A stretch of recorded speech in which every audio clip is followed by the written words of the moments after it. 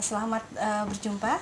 Assalamualaikum warahmatullahi wabarakatuh. Kami dari tim Fakultas Hukum ingin menyampaikan tentang topik hukum kesehatan dan etika rumah sakit.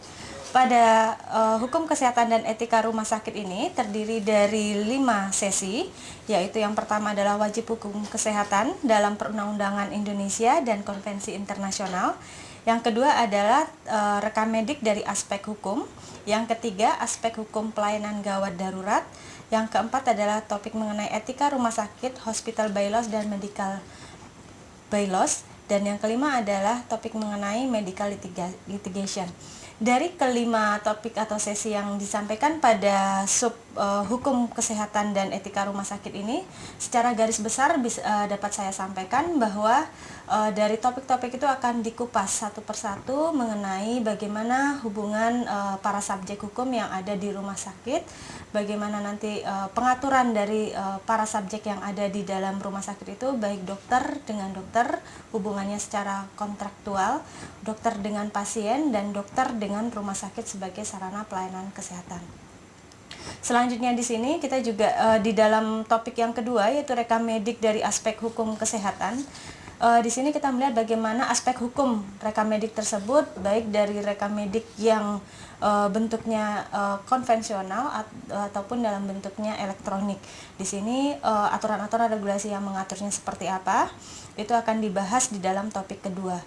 Di samping itu kita juga akan mengupas secara luas tentang peraturan perundang-undangan terkait dengan regulasi kesehatan, bagaimana kedudukannya wajib hukum kesehatan itu yang ada di level nasional maupun di internasional, yang kaitannya nanti dalam aspek-aspek hukum baik di rumah sakit, di pelayanan gawat darurat, dan kaitan etika, norma, dan hukum yang mengatur di dalam penyelenggaraan pelayanan kesehatan di rumah sakit atau sarana pelayanan kesehatan itu sendiri.